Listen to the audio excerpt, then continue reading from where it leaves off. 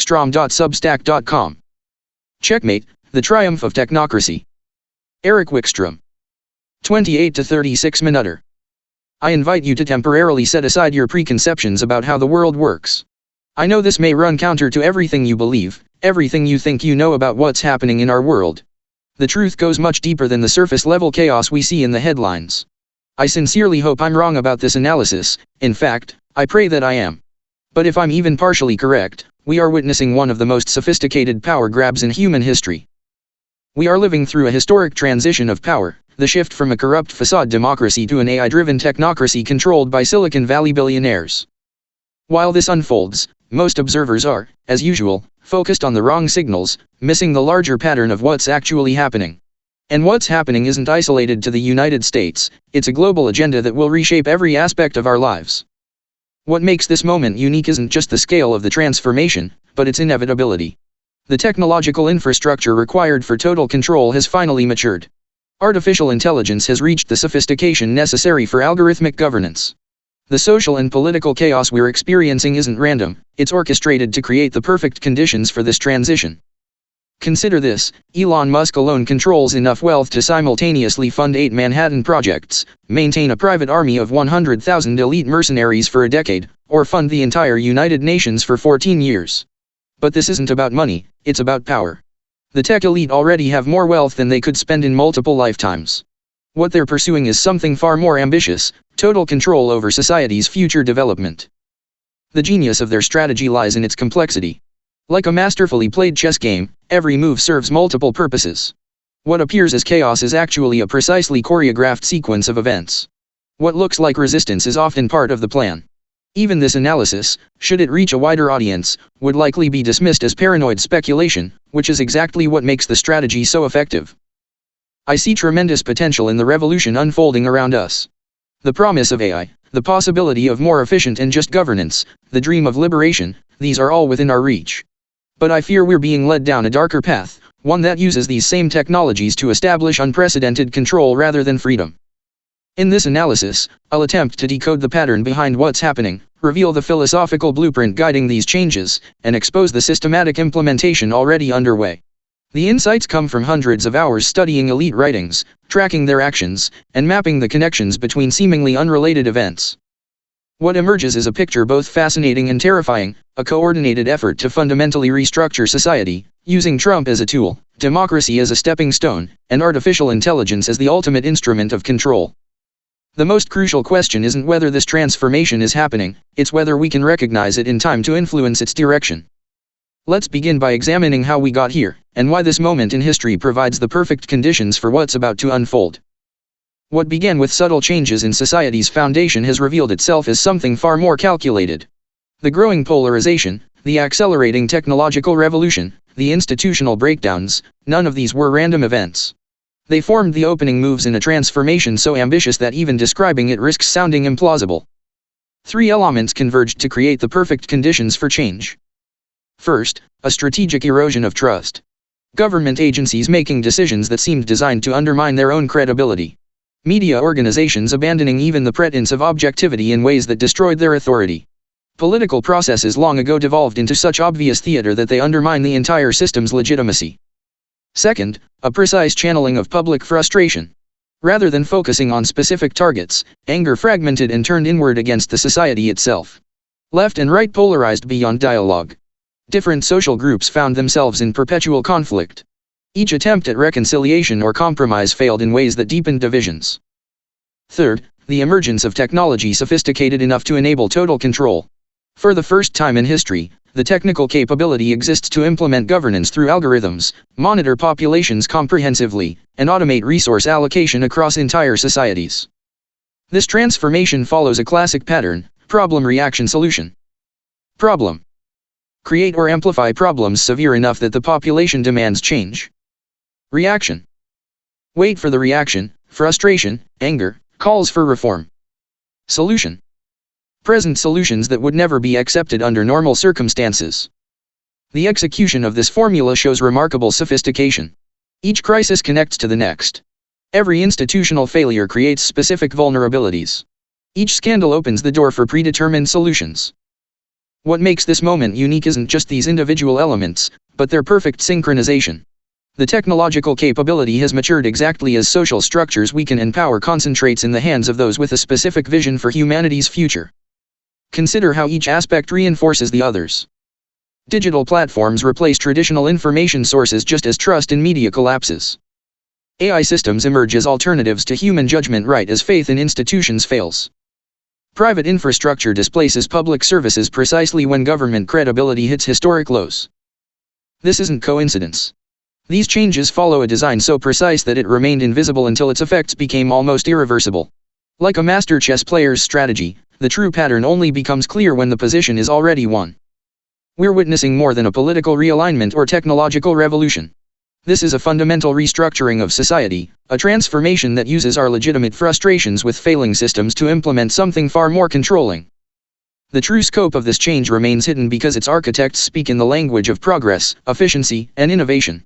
They present each step as a natural evolution rather than what it is, a calculated move toward a new form of social organization. To understand how this transformation operates in practice, we need to examine its most visible manifestation, the carefully orchestrated performance centered around Donald Trump. In this atmosphere of systemic collapse, the perfect outsider emerged. A figure so improbable, so controversial, so seemingly chaotic that no one could suspect his role was precisely choreographed. Donald Trump appeared as the antithesis to the system people had lost faith in, the ultimate anti-establishment rebel. But this was no accident. It was the next act in a brilliantly executed performance. A chess master wins not through individual moves, but by creating positions where every opponent's move strengthens their strategy. This perfectly describes the Trump phenomenon. Each attempt to stop him made him stronger, every attack increased his immunity, all resistance cemented his position. The pattern was too perfect to be coincidental.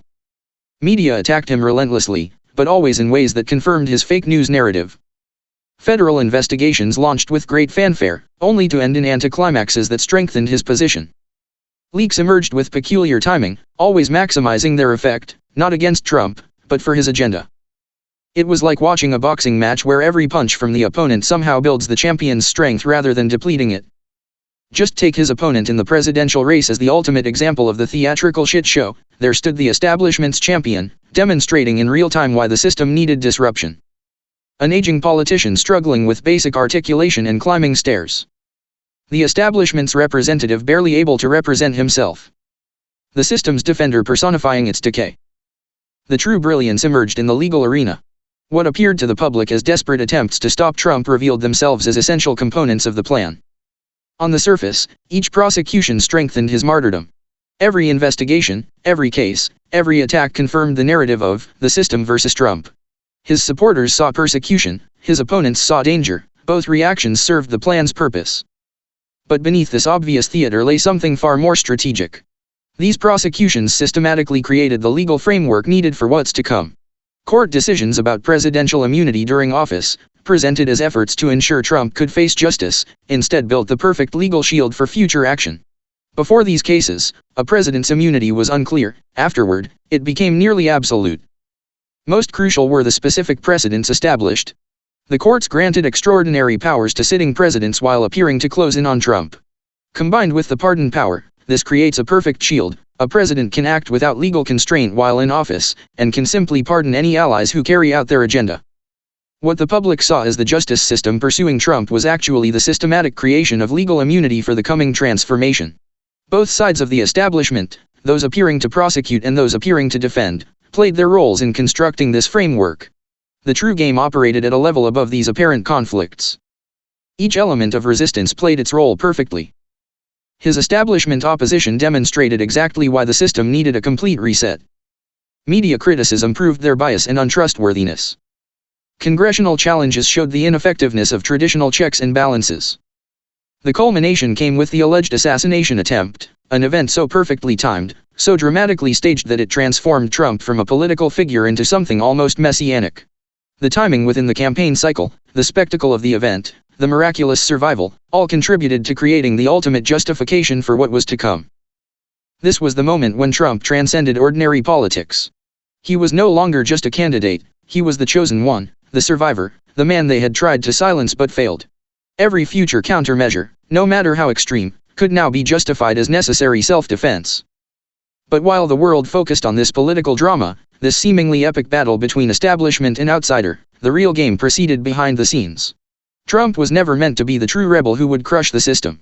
He was the perfect tool for implementing a new, more sophisticated form of control. Like a masterful illusion, the audience focused so intently on the obvious conflict that they missed the real transformation occurring backstage. While everyone watched Trump versus the deep state, in the shadows, the real players methodically positioned themselves to assume control of society's fundamental functions. A new power elite, with a vision far beyond traditional politics, prepared to step onto the stage when the old order imploded under the weight of its own apparent incompetence. To understand the true nature of this transformation, we must examine the philosophical blueprint guiding it, a vision first articulated by Silicon Valley's hidden philosopher. Behind the money and influence flowing into the Trump campaign lies a set of radical beliefs and a dark agenda. The tech elite of Silicon Valley believe the American empire stands on the verge of collapse. Rather than prevent this collapse, they aim to accelerate it while creating safe landing zones for themselves and their assets, territories where they can run their own governments. Elon Musk and his growing empire represented the visible spearhead of this movement. Through his control over everything from space travel to social communication, he was systematically building the infrastructure required for the new order.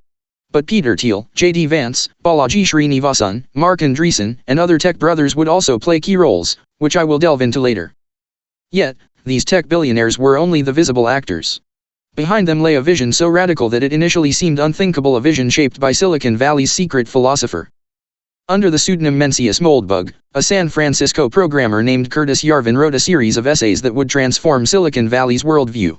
His concept, which he calls patchwork, envisions a world where the failed democratic system is replaced by thousands of corporate-run territories, each governed by its own joint stock company without regard for residents' opinions.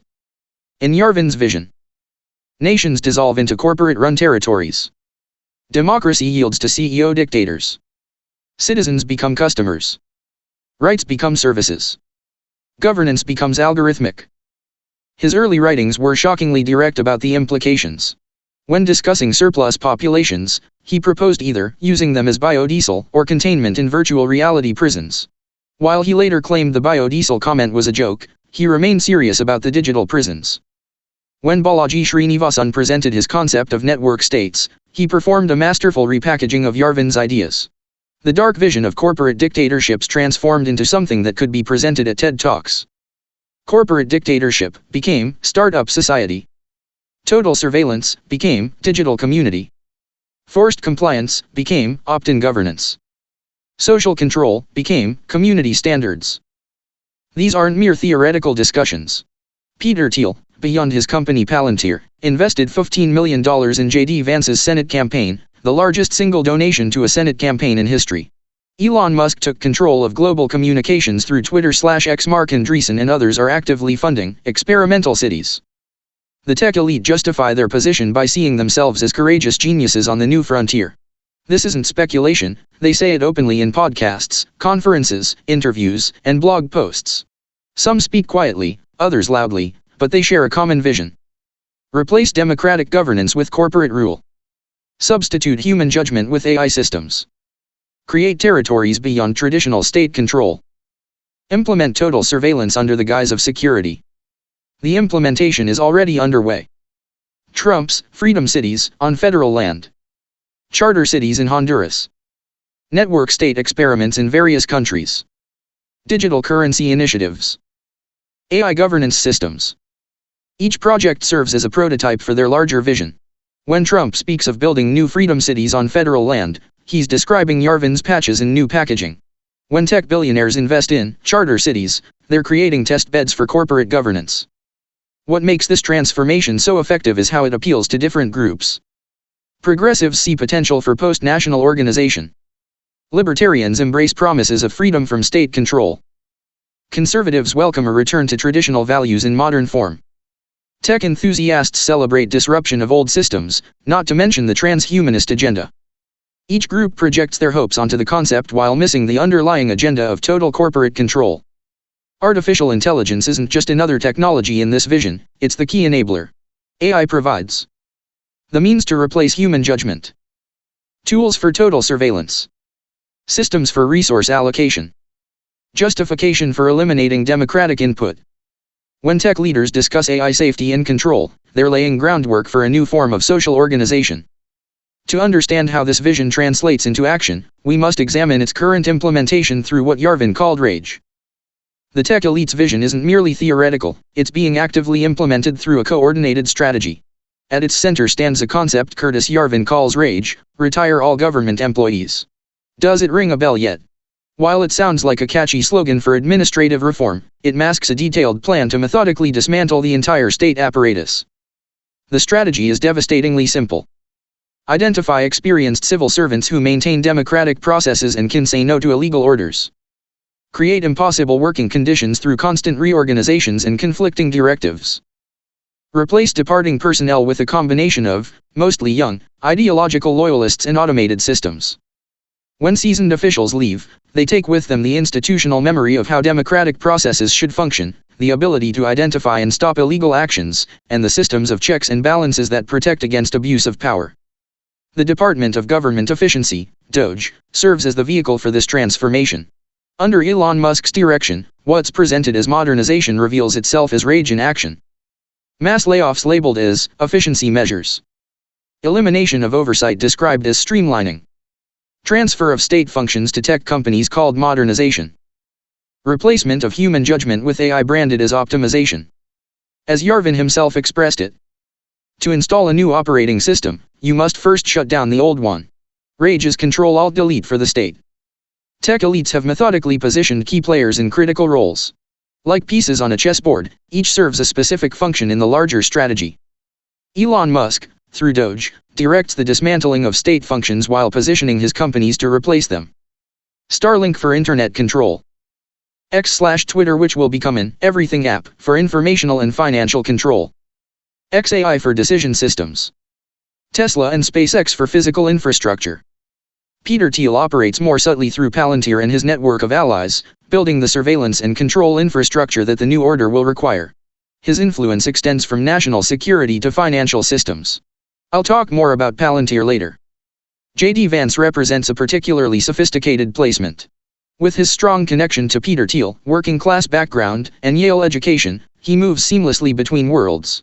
When he speaks of reforming bureaucracy, he uses language that sounds harmless to most but signals a darker agenda to initiates. Unlike traditional authoritarian transformations that moved slowly to avoid resistance, this operation shows no such caution. The sprint toward the goal suggests either complete confidence in success, a race against time, control of AI, strong contingency plans. While media focuses on political drama, the real transformation proceeds. State functions transfer to private control. Democratic processes yield to automation. New control systems install piece by piece. Each resistance reinforces the plan. Criticism of tech companies justifies more neutral AI governance. Concerns about democracy validate efficiency measures. Protests against surveillance legitimize stronger control systems. As Yarvin predicted, the perfect revolution looks like inevitable technological progress. Each implemented change creates dependencies that make reversal increasingly difficult. Digital payment systems replace traditional banking. I will dive deep into Bitcoin's role in this in a future article. Corporate platforms supersede government communications. Private infrastructure displaces public services. AI systems become essential for basic functions. By the time the transformation becomes obvious, the new system will be too deeply embedded to easily dislodge. To understand where this leads, we must examine the New World Order being constructed. Once the state apparatus has been dismantled through rage/doge and control centralized through tech companies, what comes next? The tech elite's vision for the future is both more concrete and more alarming than most realize: a system where human value reduces to pure economic utility, and the very concept of citizenship transforms fundamentally. Welcome to the Nerd Reich. In this new order, a nation is nothing more than a company. There are no citizens, only customers and shareholders. No constitution, only corporate rules. No rights, only services that can be purchased or earned through value creation for the system. As a citizen in this corporate state, you're effectively a customer buying social services. But unlike a normal market, you have no choice. Each territorial patch is a monopoly. Your only path to influence is buying shares in the territory, giving you power proportional to your capital. It's plutocracy in its purest form. Society divides into clearly defined zones, each with its specific purpose. These form the corporate state's core territories. Here, total surveillance masks as safety and security. There are no crimes here, because every movement is tracked, every communication analyzed, every transaction monitored. Biometric scanning becomes as basic as electricity. Your access to resources depends on AI systems constantly evaluating your value to the system. One misstep can lead to immediate status downgrade. Areas where the system's surplus population gets relegated. Here, there's no access to modern technology, no digital payment systems, no path to build a future. These places are designed to be uncomfortable enough that residents either motivate themselves to become valuable to the system or simply disappear from its radar. Perhaps the darkest aspect of this new order. For those deemed problematic, a humane solution emerges: permanent storage in virtual worlds. Here, surplus humans can exist without burdening system resources, while their consciousness trains AI systems. Most shocking about this new order is how it cuts through today's established social classes. A well-paid lawyer whose expertise AI replaces, a successful businessman whose activities don't contribute to technological development, a respected academic whose research generates no measurable value, all might suddenly find themselves classified as surplus. In this world, there's no middle ground. You're either a valuable resource for the system or a burden to be managed. Your status depends not on traditional merit or wealth, but on your direct utility to the technocratic system. What makes our time unique is not just the ambitions of the tech elite, it's the fact that technology has finally reached a level where total control is technically feasible. AI is no longer just a tool for efficiency, it is the perfect instrument for implementing Yarvin's vision of algorithmic governance. The infrastructure is already being built, piece by piece. Elon Musk's corporate empire forms the backbone of this system. Starlink provides control over the internet, X/Twitter over information and communication, XAI develops the algorithms that will dictate decision-making, while Tesla and SpaceX control critical physical infrastructure. Each component is designed to integrate seamlessly with the others. At the same time, Peter Thiel, through Palantir, is constructing the world's most sophisticated surveillance system. What began as a tool for counter-terrorism has evolved into a comprehensive mechanism for population control, already deployed by governments worldwide. With this, we already have a system capable of predicting and preventing undesirable behavior before it happens, identifying and neutralizing potential opposition, automatically adjusting resource allocation based on social merit, implementing total control without visible coercion. The genius lies in how this is framed as objective and efficient governance. When an AI denies you access to resources or opportunities, it's not oppression, it's just optimization. When the system restricts your movement, it's not control, it's smart resource management. But beneath the surface, these systems are built on values and objectives programmed by the tech elite. As Yarvin put it, code is law, and he who controls the code, controls the law. The promised efficiency masks the elimination of human agency and democratic input. I will talk more about the emergence of AGI, artificial general intelligence, and ACI, artificial superintelligence, that it's closer than we think, and its implications in another article. What makes this transformation permanent is how deeply it embeds in society's basic functions. Essential services require digital ID. Resources allocate through AI systems. Communication depends on corporate platforms. Basic survival needs corporate system access. By the time the transformation becomes obvious, the infrastructure will be too fundamental to remove, like trying to remove electricity from modern society, technically possible but practically impossible. As Yarvin wrote, when the new operating system is installed, there's no going back, exactly as it should be. To understand our options, if any remain, we must examine the false choice being presented and the narrow window for influence that still exists. We face something humanity has never encountered before, a concentration of power that lacks historical precedent. The AI revolution and digital infrastructure's total penetration create possibilities for control that previous generations' dictators could only dream of. The question isn't whether this power will exist, but who will control it and to what end. The most treacherous aspect of our situation is how it's presented as a choice between two alternatives. On one side stands a corrupt establishment slowly creeping toward total control.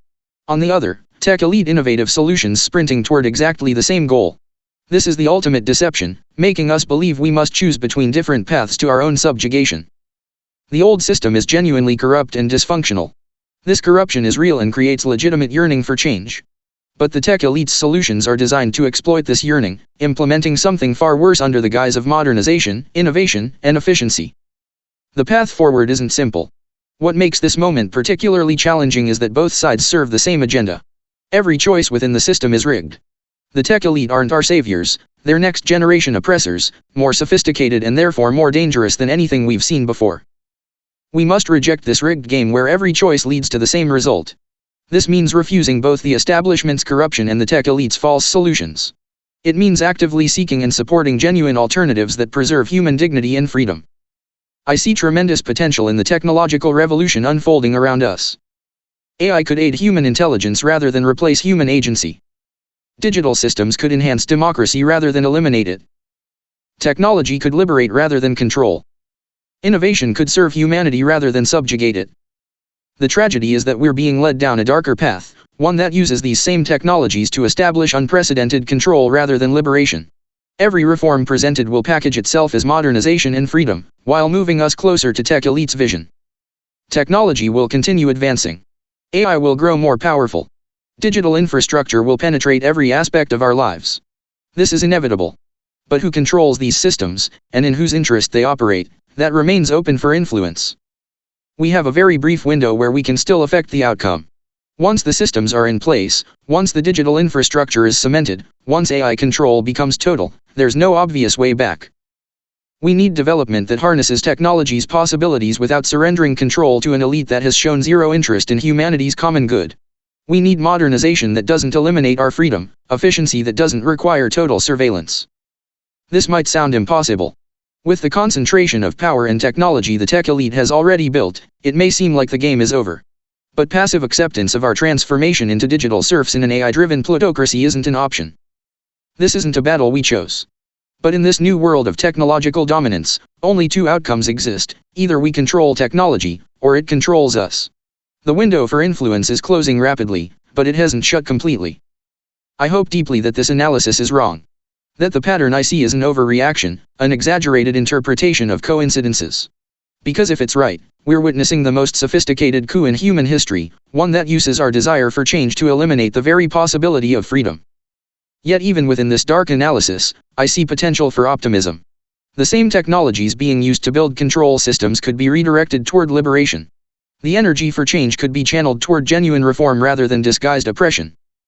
The question isn't whether to embrace technological progress, it's how to ensure this progress serves humanity rather than subjugates it. We still have a chance to influence this direction, but that chance diminishes with each passing day. This is not a battle between right and left, between establishment and outsiders, or even between democracy and authoritarianism. This is a battle over the very definition of human freedom in the technological era. The time to influence this definition is rapidly running out. Do you see it too? Or am I missing something? Have I completely misjudged the situation? Am I just being paranoid?